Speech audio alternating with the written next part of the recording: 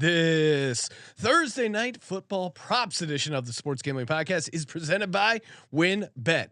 Bet $100 at WynnBET and get a $100 free bet. Head over to sportsgamblingpodcast.com/WynnBET. That's sportsgamblingpodcast.com/WYNNBET to claim your free bet today. We're also brought to you by the SGPN merch store. Use the promo code NFCBeast for 15% off, active until the Eagles or Giants lose their next game. And make sure to enter our World Series prop contest. Winner gets $200 cash and a $200 SGPN gift card. Enter today exclusively on the SGPN app. Hey, this is LeGarrette Blunt, and you're listening to SGPN. Let it ride. Yes, sir. Long, Cox. He's one of those guys who will get penetration.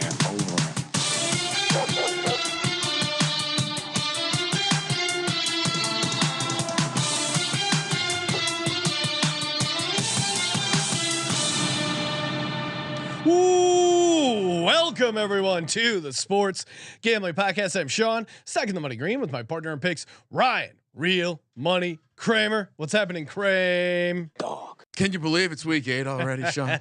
We're talking more National Football League, NFL. Oh, and the heater. There's a little gasoline that's dripped back onto the old first touchdown flame. So Yeah, we didn't even. I feel like we didn't even make a huge deal of hitting on our first touchdown.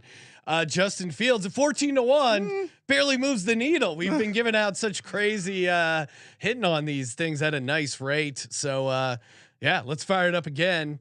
Well, there is one that I have that's like 10-1, 9-1. okay, it's but all right. those, It's all right. I need like 20 plus to even really fire up my tout juices, right? When I'm hitting 20 plus, then I'm bragging. Then I'm bringing it up multiple episodes. Will Disley, Greg Dulcich 50-1, Jawan Johnson 2 touchdowns 30-1, Justin Fields 14-1. It's good. We like to give the people what they want, aka winners. But all right, we got a lot going on. Gonna hit on some Thursday night props, first touchdowns, and we'll be joined by Joe Fann in just a second. Hey, I'm kind of excited to talk to him about the vibe. The Seattle vibe on Russell Wilson and Pete Carroll right now. We'll get a little. There has been some breaking news via Russell Wilson and stretching. Who's doing 4 hours of calisthenics on the 8-hour flight to London? Are you kidding me? Hey, reminder, of course, youtube.com/sports gambling podcast. Hit subscribe, comment on a video. Each video you comment on is a new chance to win either an autographed Lawrence Taylor or Brian Dawkins jersey, and turn on the notifications so you don't miss it when we announce the winner, and also our MLB props contest for the World Series. Get that in the SGPN app. And of course, when we're talking betting on the NFL, the MLB, the World Series, the NBA, whatever you want to bet on, you gotta bet with the best, aka WynnBET. Bet big, win bigger with WynnBET. Just go to sportsgamblingpodcast.com/WynnBET. Bet $100, get $100 in free bets. And of course, the WynnBET Biggest Winners Club. That's right. Whoever hits the longest parlay, not only do you cash your parlay, but you also get $1,000 free bet courtesy of WynnBET. #Legends only. And again, we'll be giving out our favorite WynnBET build your own bets for Thursday night football. So much to choose from. All you got to do is go to sportsgamblingpodcast.com/WynnBET. Offer subject to change. Terms and conditions at WynnBET.com. 21 or older. And present in the state where playthrough WynnBET is available. If you're someone you know has a gambling problem, call 1-800-522-4700. We're also brought to you by No House Advantage. Again, they're offering. Again, you obviously like props. That's why you're listening to the show. They have a props DFS contest. It's a great way to play if WynnBET is not available in your state. You can play pick'em contests where you're picking over under on your favorite props. You win $250,000, or you can just go head to head with the house. Go 5-0 and you win 20 extra money. Not only NFL but also NBA, MLB, PGA, MMA, even NASCAR. And when you use the promo code SGPN over at nohouseadvantage.com, you get that first deposit match up to $25. nohouseadvantage.com, promo code SGPN for that first deposit match. Joining us on the line, he is a WynnBET brand ambassador, Seattle sports insider, Mr. Joe Fann. What's up, Joe? What's up, fellas? Great to be back. Great to chat with you guys. You're right, Ryan. Week 8, it's pretty ridiculous. We're 2 months in to the NFL season, and it's crazy. I don't know if we've ever seen a season with so much parity, and maybe you say parity, and what I really mean is mediocre to bad football. It feels like there's maybe 3 or 4 really good teams, and then everybody else, including these 2 teams on Thursday night that have been vastly underwhelming so far. And you know what? Shout out to F1. If you watch the American Grand Prix from last weekend, it was in Texas. They have this plateau, this big like observation deck, Sean, where you can see the whole track. I feel like that's where we are, and my neck is a little sore looking down at all these other teams in the league with their mediocre records. Ryan's really got to celebrate the 5-1 Giants. And we're just aggravating all the 6-1 Giants. You're right, 6-1. Sorry. How dare you? I forgot. We're in the 6-win club together. Ryan joined the 6-win club. The Giants team is just as annoyed as I am that they're winning games. I'm taking some joy in the fact that they are just aggravating every sort of advanced analytics person on Twitter, every sort of like stat nerd where they're like, the model it doesn't make sense. This is not sustainable. This is not how football is won. You can't measure a team on third down only. Every like person who does like analytical power rankings has them at like 27th, 28th. So the fact that team is enraging those type of people, I am enjoying the comedy. And we're deep enough into the counting game where now they almost have to be awful to not make the playoffs from the rest of the season. So. It's been a super weird season. Obviously, Ryan kind of touched on it before we brought you on. Russell Wilson, there was a news story this morning about him stretching for 2 hours, doing high knee raises on the flight. Hey, I'm going to say this. 2 things. I love stretching on planes. Yes. I'm with Russell Wilson. I always get the hammies going. There was a time though. Gotta keep the blood flowing. Me and my wife were about to take like a cross country flight from like the East Coast back to LA, and we're both stretching at the same time on the airport. And I think people got nervous. Like they were like, are they going to try and take over the plane? I do always make sure to stretch like not near the cabin because people get nervous if you're doing that. They think you're going to pull something off. But what are your thoughts as a Seattle Seahawks guy?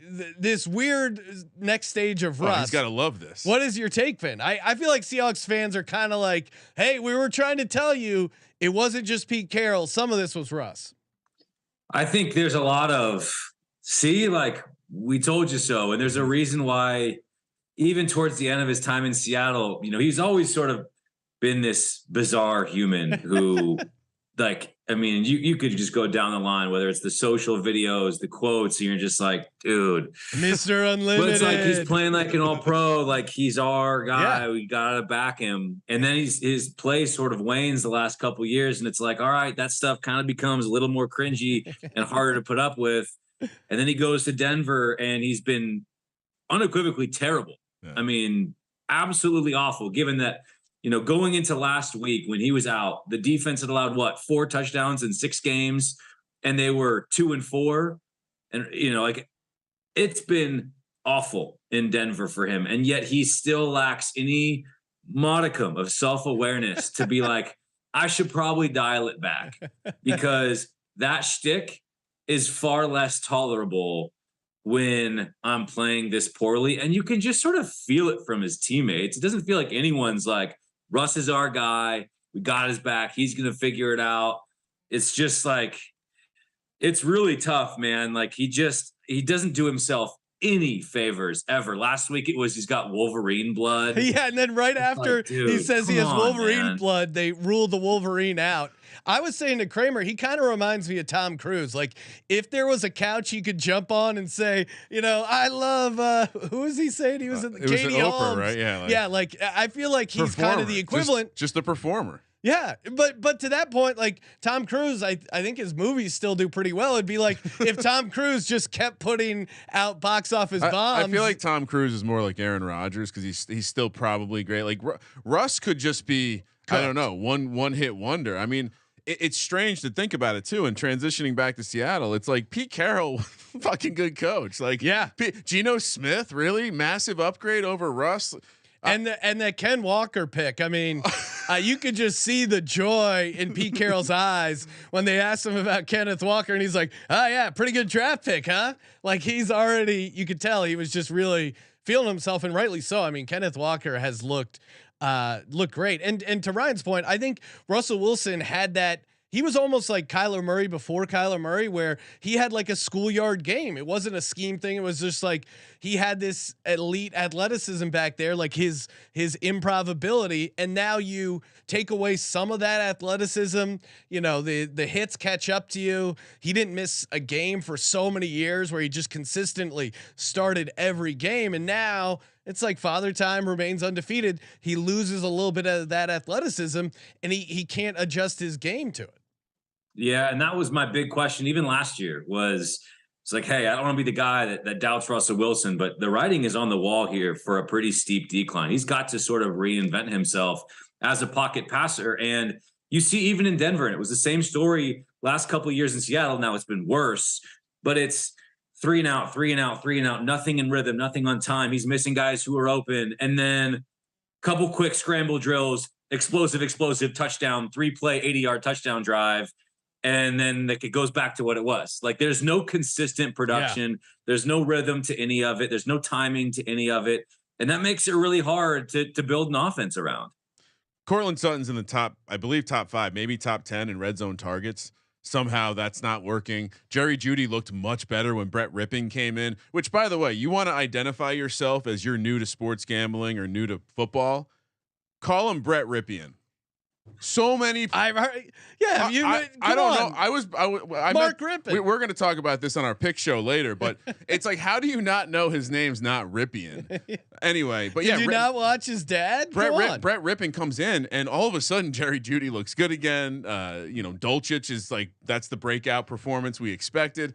Very, very strange things. Yeah. Very strange things. Crazy. All right. Well, and so Seattle's taking on my New York Football Giants this week. The only game with winning teams playing each other. Another one. Unbelievable. How they haven't flexed this to Sunday night. They're screwing up. Buffalo Green Bay is going to be a slaughter.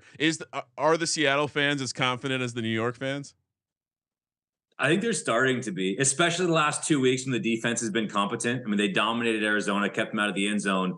And they embarrassed the Chargers last week on the road. You know, they scored 23 points. One of those touchdowns was a garbage time score in the last 3 minutes. I mean, they whooped the Chargers. And I know they've got injuries and stuff, but still, they were still 6.5-point dogs. And yeah, I think with the defense being better, everyone's bought into Geno as a potential MVP candidate. And you look around the NFC. Who's the third or fourth best team, top 5 teams in the NFC? You could very easily argue the Seahawks are there with how bad the Packers, Rams, Niners, and Bucks have been. Well, Packers also possess that unique thing where if they've gotten to the playoffs as the worst division winner before, and that home edge has taken them over the top, and you don't think they're going to be lit for Geno and the boys? Well, and to the point of the Seahawks, I looked at their odds. I think WynnBET had them at like 48-1 to win the NFC, and to me, as a guy who likes a big, a long shot odd, again, I don't think they're taking down the Eagles, but 48-1 for a team that like has a pretty decent path to be the number. They could win their division. They could be the number 2 seed right now fairly easily. I think 48-1 is just crazy. Big test this weekend. Yeah, no, honestly, get it now, because if they beat the Giants, I think that's really going to knock down their NFC price. I did love to see Kenneth Walker. I'm sure you saw it. Changed his profile photo to him scoring a touchdown, and a Chargers fan, this chick just flipping him off. I think it was double birds. Yeah, she threw the double birds. Yeah, and I was so shocked for a number of reasons. One, that a Chargers fan stayed that late to the end of the game. Two, that they were so passionate. I didn't know Chargers fans had the double bird in them. Yeah, that's She's true. the only one. Yeah, you know what's crazy? This is the last thing I'll say about the Seahawks is going into the year, so many fans wanted it to be a tank season for a top 5 pick. And even after the week 3 loss, I put out a poll on Twitter saying, how do you feel about it? And it was like 3,500 votes, and 80% of people either felt good about the loss because they want to tank, or indifferent about it, like whatever. And now, of course, that would be different, where they've certainly played their way out of the top 5. I mean, they're going to be in the wild card mix at worst all the way through the season. But with how bad the Broncos have been, they might still be in the top 5 because they own that pick. It's crazy. You might see 2 top 5 picks maybe top 10 at worst, be going to other teams because you have the Eagles who also have the Saints pick who have also been dreadful. Great year for predatory birds in the draft. Exactly. And one more point on that.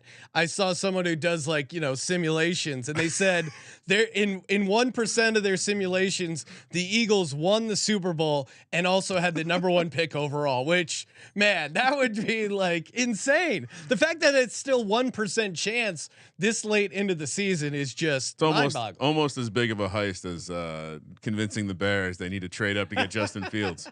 Ryan's been living off that. Shout out to Dave Gettleman. All right, let's talk about the game at hand. Of course, we got the Baltimore Ravens heading down to Tampa Bay to face just the Bucs just falling apart here. Although, Ryan, I'm sure we'll get more into it on the picks show, but the Buccaneers are a close your eyes special as they underperform the spread. I alerted you to this Sunday night. Yeah. I was like, well, I think so we're on the same page. The look ahead was Baltimore catching 2.5. With the way Tampa played, we could be looking at a Tampa a Tom Brady close your eyes special. Yeah, and now Wynn has them as +1. Oh no. On the spread, so they are that home dog. Total sitting at 46. Thought obviously we're going to be hitting on some player props here. Get into our first touchdown, of course. Win, build your own bet. Kramer, what is your first player prop you like the most here? Well, if you've been listening to the show for a couple years, I'm a Jersey guy. Yes. B, I'm a big Gus Edwards guy. Shout out Rutgers. He's finally back. And Sean, what did I say to you? I don't remember Gus Edwards looking that fucking big. He looks so much bigger and more physical than all the other running backs that they've been trotting out. Even J.K. Dobbins.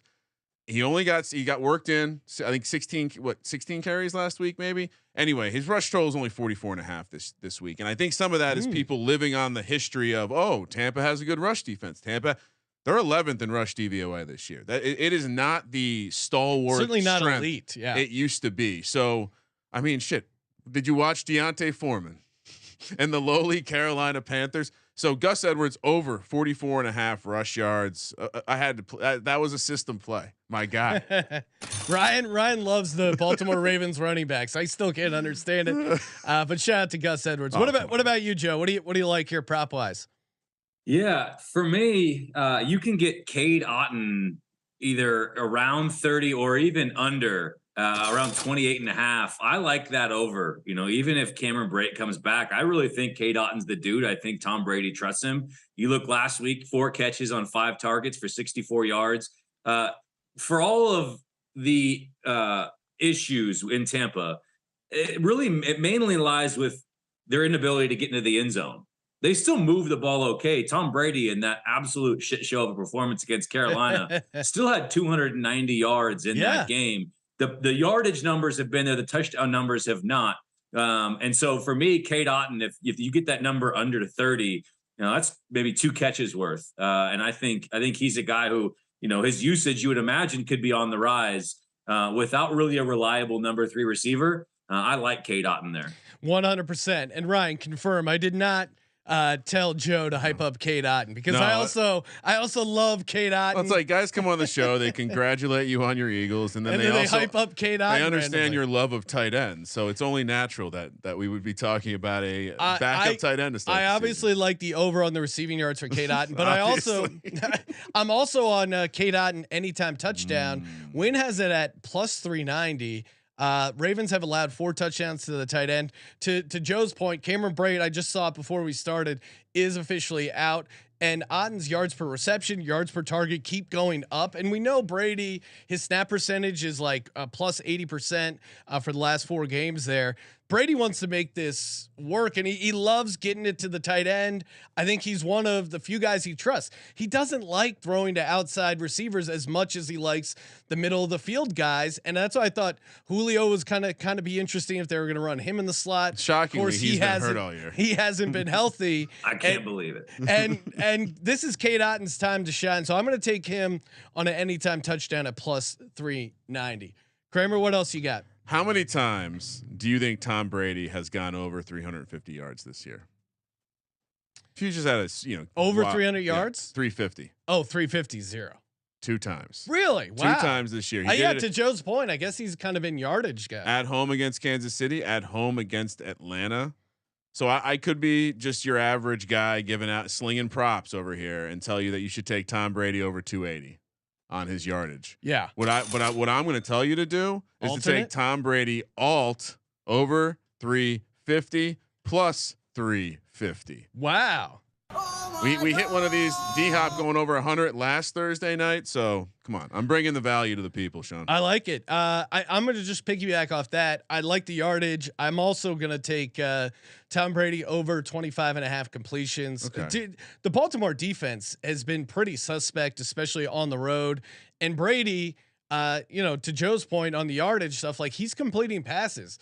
They're somewhat efficient. It's just they've really struggled in the red zone. 4-1 to the over 25.5 completions last 5 games. His only under was still 25 completions. 2-game road trip for the Ravens. They're home now, though. No, Tampa. Oh, for Tampa. Well, yeah. if we're diving any deeper into the witchcraft angle. Oh yes. Perhaps it was a geolocation thing, and now when he's back in Tampa, things can be remedied. Maybe there's a protective bubble. I don't know. Yeah, we'll see. I mean, we have been. I don't know if Joe's up to speed on. We've been digging deep into the fact that there's some internet rumors that Gisele Bundchen is a witch, and that she was using her witch powers to help him succeed. And then now that he broke the promise of retiring, she is now cursing him, and that's. And I did check. We're trying to figure out why Mike Evans dropped that. And ball. I checked with my daughters. That is how a curse would happen. Okay, so this cool. is accurate. Yeah. So we do some witch research as well on the show, Joe. What do you got for another prop you like? I'm staying on the Buck side. The Ravens ones are hard. I don't know if you even see a bunch of Mark Andrews stuff posted. Rashad Bateman's going to be out in this game. So I like the Gus Edwards play. On the running back side in Tampa, I sort of like Leonard Fournette under 50.5 rushing yards. There isn't a team worse in football than running the football than the I was going to say New England Patriots. Tampa Bay Buccaneers, they rank dead last at just 3 yards per carry. To me, when Leonard Fournette's being productive, it's coming through the air. When Tom Brady becomes captain check down and he's getting 7 to 10 targets a game as a runner, he's been largely invisible all season. So I like that under for Leonard Fournette at, I think it's 50.5 right now, but wherever you find it, right around 50, I think WynnBET has it. There you go. 49.5. 49.5. I'll take the under there. It does, like, just narrative wise, it does feel like if we're ever going to see a Tom Brady game this season, it's got to be tonight or it's got to be Thursday night. All right. What do you got? How many props have you given out? I've given out 2. I think we've all given out 2. So okay, one more for the people. All right. So I'll go back to just standard props if that's all right, Sean. Yeah, that's fine. I really like the angle of Cade Otton. I also like the angle of Mike Evans. Okay. He dropped that ball. He came out. He said, "My bad. I screwed up the whole game." And there's some weird interviews where he mentions that Gronk's not on the team anymore either, which is interesting. Like, Gronk really is the fucking dude. I just think this is a obvious spot where we're going to look at the anytime touchdown market. And we're going to take Mike Evans at plus 135. I mean, he's just a guy who finds the end zone, and anytime you can get this kind of plus action on him, especially like, look, he took the hit for the team last week. Tom Brady gets his guys, right? He got Gronk that bonus. He got AB a couple contracts, even though he was batshit crazy. I recently watched that again, where Antonio Brown held a moment of silence for himself. Antonio Brown, just an unbelievable human being.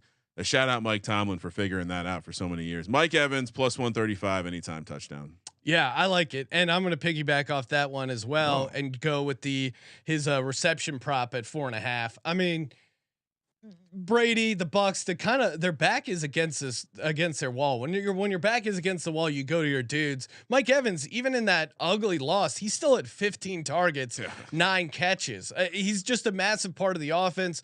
No Julio. 4.5 feels really low for him. I know again at Pittsburgh and Atlanta, he only had 4, but Kansas City, he had 8. Against the Panthers, he had 9. It's a boomer bust thing, and he's just going to get it's. I just can't imagine he doesn't get double-digit targets, and to that point, I think he's going to get over 4.5 receptions. So yeah, give me Mike Evans over 4.5. What about you, Joe? What's one more prop you like here? Yeah, I mean, I'm on all the overs for Mike Evans and Chris Godwin. Again, you mentioned how bad that game was in Carolina. 15 targets for Mike Evans, 13 for Chris Godwin. You could play both of them anytime touchdown. As long as one of them hits, you're getting some money. And I think there's a good chance that both of them hit. You're getting plus money on each. Chris Godwin at plus 85, Mike Evans at plus 140. So I think no matter which way you slice it or however you want to play it, whether it's receptions, yards, or anytime touchdown, like you mentioned, Sean, those are the dudes, and they need one badly. And so they're both healthy, also really important.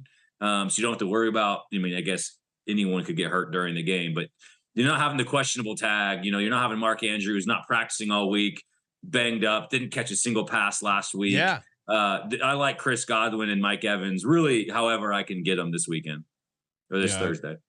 It does seem like I'll be playing some onslaught 5-1 showdown lineup, Sean. All Bucks, baby. Let's go. Close your eyes special is supposed to be gross though, Sean. You know that. It's supposed to be grosser than this. I know. It's a little worrisome when it's not gross, but that worked out for the Browns. Or close your eyes special last week, right? Now close your eyes special is 4-2, right? 4-2. I'm just saying it when it's looked good, aka that Miami game, it lost. So you want to give out your first touch? Touchdown. I'll go last. Okay, you can go last with the please first have touchdown. the honors. I mean, we keep hyping him up. I like him anytime. I'm obviously gonna be on him for first touchdown. Cade Otton sitting around 17-1. Lamar Jackson, you can also get at 10-1. Again, anytime there's 4 digits next to a running quarterback's name, it's a system play. I mean, we've hit Justin Fields twice. And his were like higher. They were like 14 and 15. Well, for the Brett Ripien fans out there, the quarterback actually has the ball in his hands every play. Yes. So. And certainly Lamar could easily break one off, or they use him near the goal line. This one, Ryan, it's probably going to break your heart, but I still think Kenyan Drake gets some looks, and the fact that you get a running back at 18-1, I'm going to take Kenyan Drake. Good luck. It doesn't sound like you're wishing me good luck, but I'll appreciate it. Joe, what do you got for first touchdown? Well, I was going to go Cade Otton. I'm glad you got to pick your boy. I didn't steal that thunder from you. It's a chalky play, but at 8-1, the Gus bus is a safe play. Yeah. I know you mentioned Kenyan Drake, but this is the guy who got the red zone work last week. You imagine he'll get it again. A team that runs the ball well in the red zone, hit a couple of scores a week ago. And so if you're going to pick one on each side, I'd probably go Cade Otton on the Buck side, and then Gus Edwards with the Ravens at 8-1. I like that combo. Kramer, I'm assuming you're also on Gus Edwards. What else you got for? I'm actually not on Gus Edwards. Really? For first touchdown. Wow. No, I'm just taking his rushing. He got 2 touchdowns last week. It scared me off. Okay. So I'm with I'm with you on Cade. Both of you on Cade Otton. I also have Lamar Jackson system play. Mike Evans. I'm going chalky for Tampa, but that's another kind of system play. I've already hit on him once this year, and I believe it was the same price. And for the last one, you guys not aware this is the Deshaun Jackson revenge game? Well, I have asterisk. I have Deshaun Jackson waiting in my queue. He's not 100% that he's going to be on the active roster. If he's in, but if he plays, I'm definitely going to sprinkle. Just so everyone's aware, it is a revenge spot. Yeah, no, if Deshaun Jackson plays, I'm on board. Do with that what you will. All right. Anyway, my actual play. What were all those other things? No, those 3. I was just pointing out the Deshaun Jackson because we don't know if he's but we're firing on him if he is. It's Devin Duvernay. He's been getting some work around the red zone. Yeah. And again, we don't know the health of a lot of these guys. We don't know if Deshaun will be playing. Deep shot for Duvernay. Only 16-1. The odds have caught up, but this wasn't the card to go dumpster diving. I don't think. Yeah, well, we'll see. I was waiting for you to call out Scotty Miller. Kyle Rudolph. Kyle Rudolph. I don't think this is the game for that kind of stuff. He's sticking with his guns, aka the tight end. I'm gonna be pissed if Tom Brady gets a sneak though, because that is 55-1.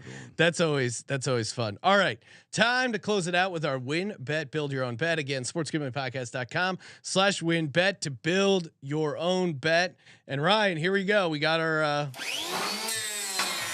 out here getting out in the those fucking hard zone. hats, man. All right, so for me, obviously I'm going to be on the Bucks here as a close your eyes special. Tampa Bay -2.5. I'm going to tie that to Cade Otton anytime touchdown. Again, just kind of getting all the Cade Otton exposure I can get. And then Tom Brady over 280 passing yards there. I'm with you, Ryan. I think they're going to throw the ball a bunch. And that pays 11-1. So plus 1100.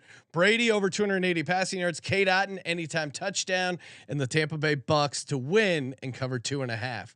Joe, how say you? I'm going to go a little bit chalky, then sprinkle some juice at the end. Chris Godwin, 60+ yards. Mike Evans, 55+ yards. The Gus bus at 40+ rushing yards. Tom Brady going below the number, all line at 255. And then you throw in the Cade Otton anytime touchdown. That gets you to 14-1. And I like those odds. Just add a little bit of extra juice on top of the Cade Otton anytime touchdown. Let's go. Oh my God. I like how he put it first. That I've never done that before. I'm excited. I'm gonna have to do that in the future. All right. I just went simple this week. Okay, keep it simple. It's kind of cheating, but I just used the Build-A-Bet engine to build a Ravens first half, Bucks second half with a slight adjustment. So I have Ravens minus 2.5 for the first half, okay. and I have Bucks. Sorry, my screen disappeared, so now I have to find it again. And so I have Bucks to win by 6.5. What does that pay? Minus 6.5, which again, not going 11-1. Yeah, I was gonna say at least 10-1. All right, yeah, no, and obviously the Ravens, they were just a complete bucket when it came to first half bets. That came crashing down last week. Maybe this is the bounce back spot for the Ravens. Two perfect teams in the first half. Bears against Ravens 4 both came crashing down this past week. Yeah, crazy. That is the National Football League in a nutshell this season. Hey, Joe, appreciate you calling in. Make sure you hit up Joe on Twitter at Joe_fan. Obviously, check out WynnBET and all the other stuff you got going on. Anything else you want to toss out there?